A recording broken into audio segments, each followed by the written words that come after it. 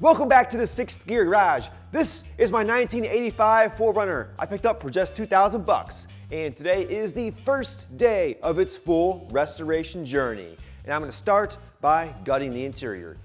So that intro video from last week, I filmed that over a year ago. So over the past year, I've been collecting parts for this 4Runner and just throwing them in the back. So first, I need to do a full clean out of this interior.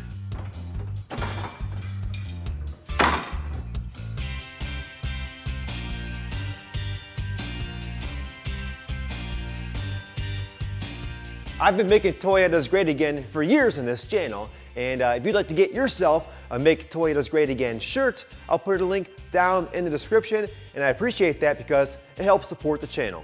Back to work.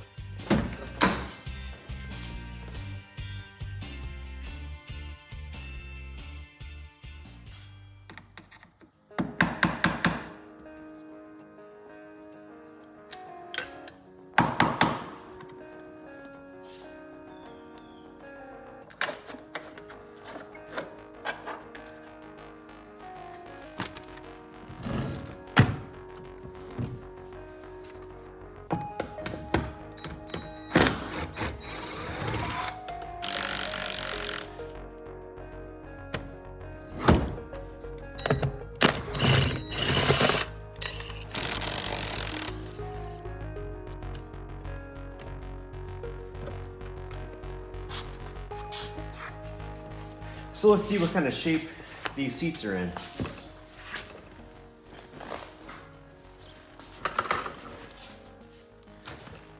Pretty faded.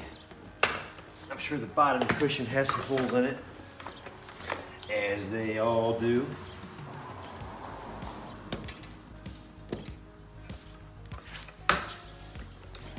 Oh gosh.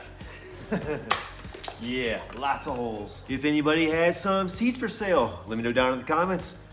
Closer to northern Ohio, the better.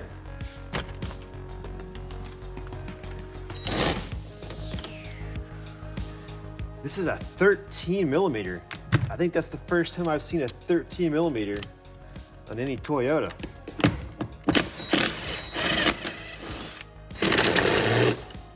And this one's a 12?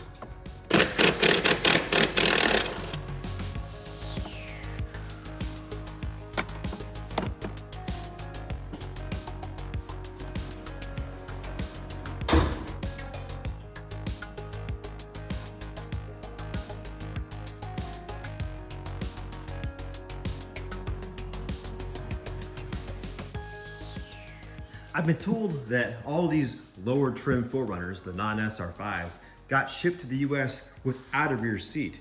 And then it was up to the dealership to put the rear seat in. And that's why some of these are so basic and simple. I mean, this is basically a bus seat, you know?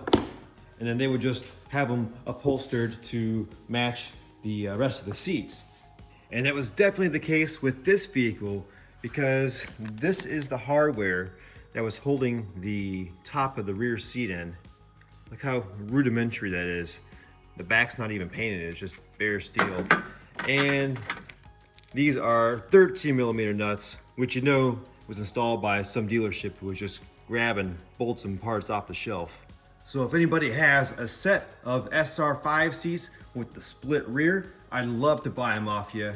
I know they're gonna cost me an arm and a leg, but that'd be a really nice upgrade for this truck.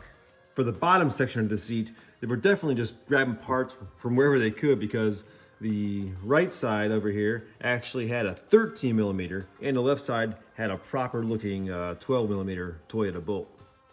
I was hoping the passenger seat was in better condition.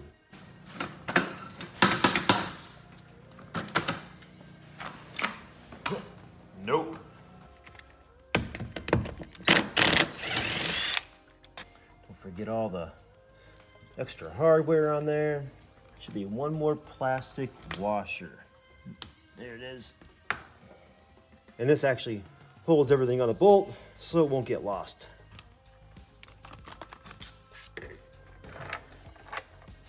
Oh, we got some custom wiring here. So that's the rear wiper and the antenna, and then this mess. So we got the red ones in the back, really just looped into both of these rear terminals here. And the same with the black ones in the front. And in the middle, we've got these, looks like power wires. The good news is that it looks like the center console didn't get hacked up to make room for that oversized switch.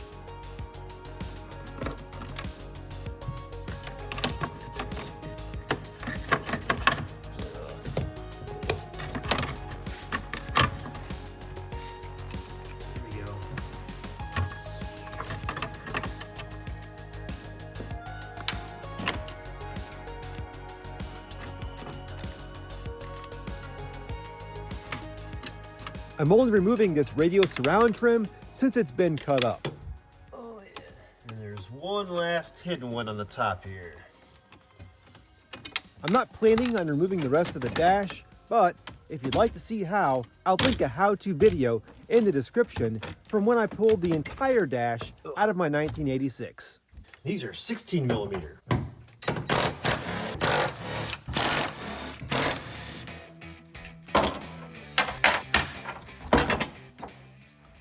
And the carpet wraps under here, it looks like. So all this has to come out. First time taking one of these apart. I do know that this looks like the same material they use in the trucks, so it's extremely fragile.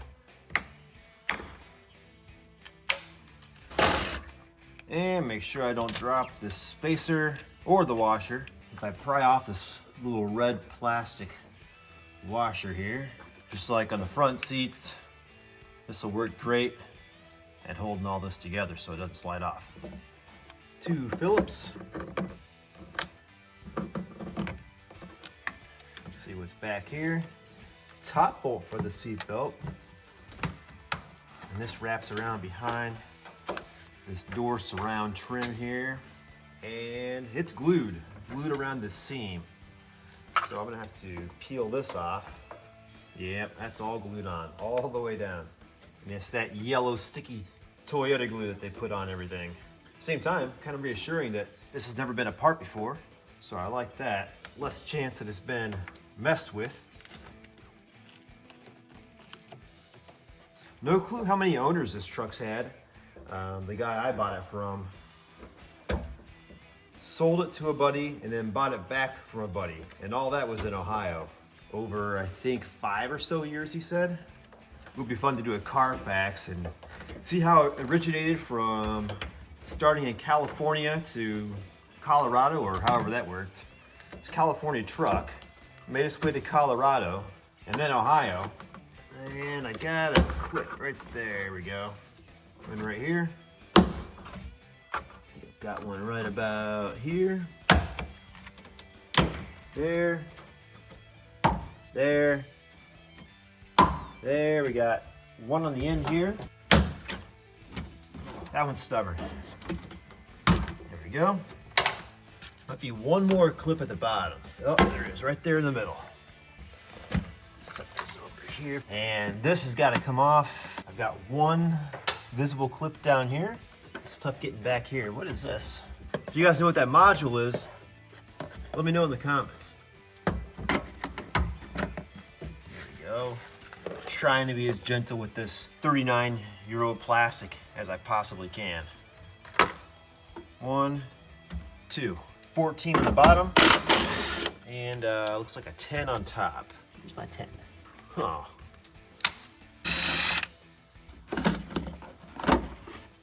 I put these back whenever I can, just one less bolt to lose.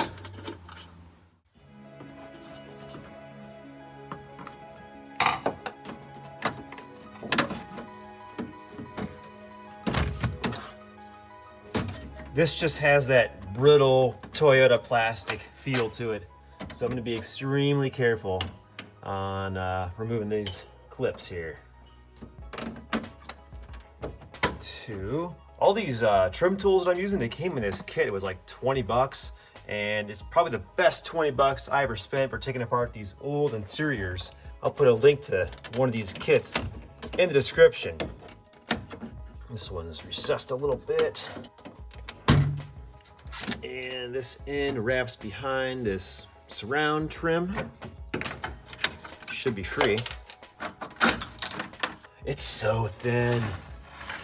Go this way with it. All right, success.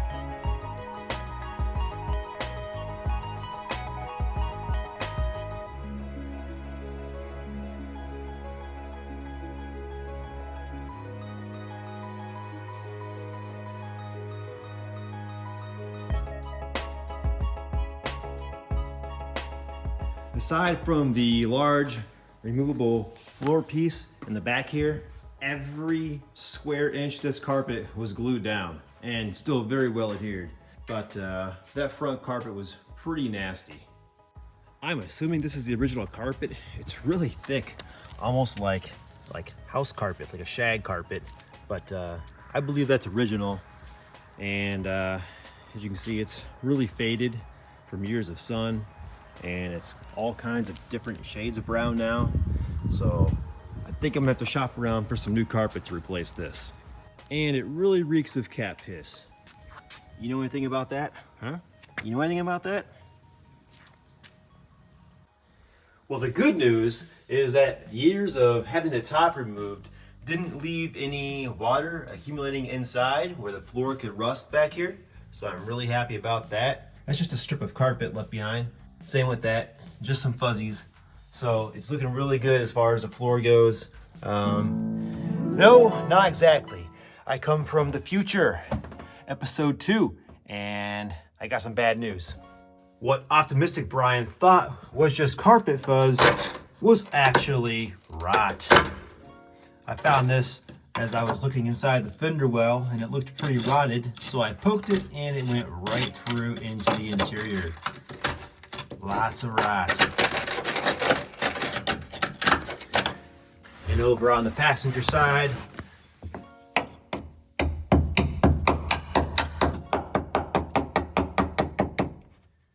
not as bad, but still not good.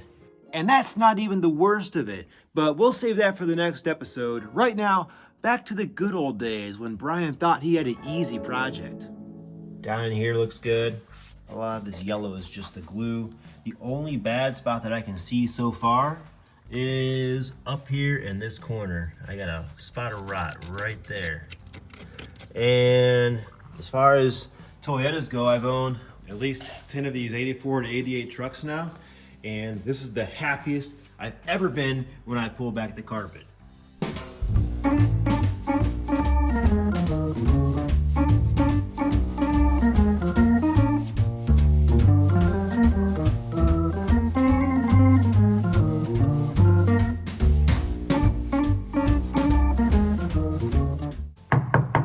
That's the first time I've seen a solid floor.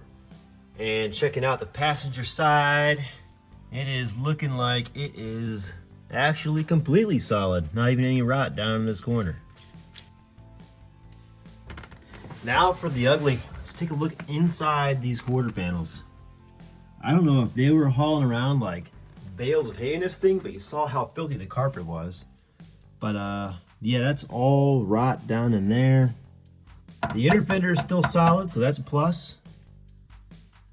And it looks like all of this is still good in here. It's just the outer panel that is going to need repaired. Going over the top of the wheel well, you can see I've got the Toyota rust going all the way across that seam there. And going down in front. And we've got some rot down in there as well. Driver's side.